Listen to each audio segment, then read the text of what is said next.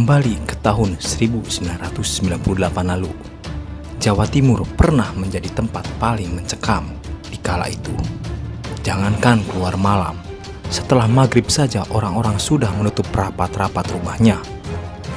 Mereka takut jika beraktivitas di luar, nyawanya terancam oleh pembunuh yang kala itu populer dengan nama ninja. Kejadian ini sendiri berawal dari isu tentang dukun santet yang menebarkan keresahan. Sebuah versi mengatakan jika para ninja diutus pihak tertentu untuk membunuh para dukun santet tersebut. Hal ini juga tersirat dalam sebuah pesan radiogram yang dikeluarkan oleh Bupati Banyuwangi saat itu, Purnomo Sidik. Isinya adalah menghimbau kepada para aparat pemerintah untuk mendata orang-orang yang diduga memiliki ilmu hitam.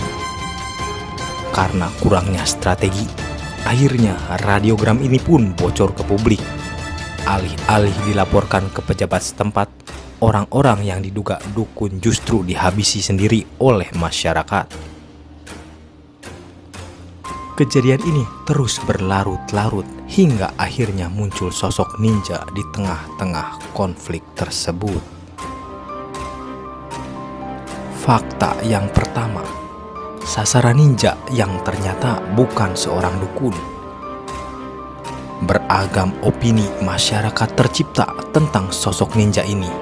Ada yang mengatakan jika mereka ditugaskan untuk menghabisi para dukun, namun pada kenyataannya justru berkebalikan. Korban berjatuhan malah dari kalangan ulama dan guru-guru ngaji. Banyuwangi menjadi kota pertama akan kejadian ini. Ketika masa mencekam ini, dalam sehari paling tidak ada 2 orang yang mati dibunuh, dan dipastikan mereka adalah orang-orang yang lurus agamanya. Wabah ninja ini makin mencekam ketika ternyata targetnya tidak melulu orang-orang alim. Di beberapa kejadian, korbannya justru masyarakat sipil, termasuk para tokoh terpandang di masyarakat. Fenomena ninja ini pun menjadi semacam ancaman serius di Jawa Timur. Terlebih daerah operasinya mulai melebar ke beberapa kota, mulai Pasuruan, Bondowoso, Situbondo sampai ke Kota Malang. Menurut tim investigasi swadaya dari organisasi masyarakat, jumlah korbannya sendiri sudah mencapai 147 orang hanya di Banyuwangi saja. Fakta yang kedua, simpang siurnya sosok ninja. Banyak saksi mata yang mengatakan jika sosok ninja ini benar-benar seperti yang ada di film-film Jepang, berupa sosok yang berpakaian hitam-hitam dan memakai cadar. Versi yang lain ada pula yang menyebutkan berwarna biru. Tak hanya dari tampilan, sosok ninja ini juga dikatakan bisa berlari sangat cepat, menghilang, bahkan melompat dari satu pohon ke pohon yang lain. Ada yang mengatakan pula jika sosok satu ini bisa berkamuflase dengan baik. Dalam hal ini, mereka berpura-pura menjadi orang gila. Fenomena orang gila ini juga jadi perhatian khusus masyarakat. Pasalnya, makin banyak saja jumlah orang gila yang muncul di tengah mencekamnya kejadian ini.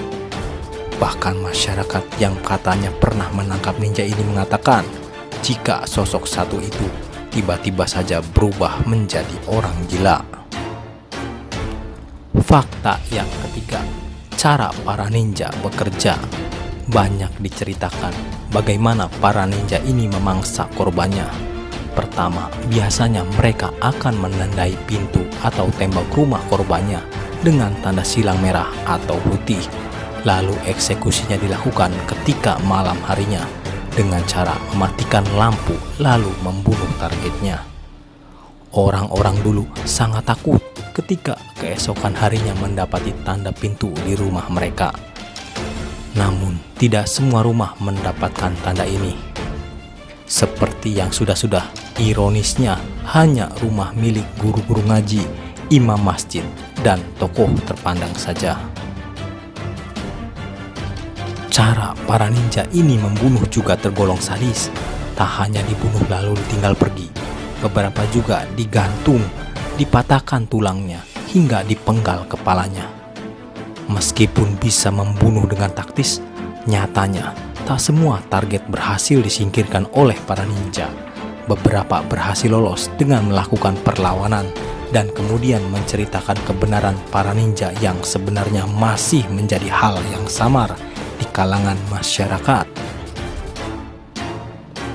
Fakta yang keempat, antisipasi masyarakat menghadapi para ninja. Masyarakat yang jengah dengan ketakutan akhirnya melakukan perlawanan. Ya, dulu si Skamling yang mati pun akhirnya digalakan lagi. Para pria dewasa berkumpul dan berjaga, sedangkan anak-anak dan wanita mengunci semua pintu dan rumah jendelanya. Cara ini sedikit membuahkan hasil dengan 1-2 ninja berhasil ditangkap. Masyarakat menjadi sangat waspada ketika itu. Sebagai dampaknya, mereka menganggap gagal aparat keamanan karena tak mampu meredam ancaman ini. Tak cuma dengan berjaga tiap malam, tindakan preventif juga dilakukan dengan menanam tanaman kelor di depan rumah untuk menangkal ilmu hitam katanya.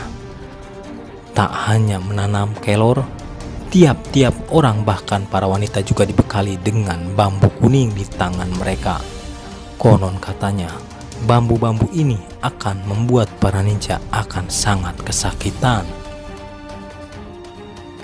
Fakta yang kelima, rumor pengalihan isu dan keterlibatan aparat. Kejadian ini pas sekali momennya dengan mundurnya mantan Presiden Soeharto. Alhasil muncul opini publik jika kejadian ninja ini sebagai pengalihan isu besar tersebut tujuannya sendiri tidak begitu jelas. Mungkin saja untuk mengalihkan perhatian masyarakat luas tentang bagaimana brutalnya pemerintah memperlakukan mahasiswa demonstran dulu itu.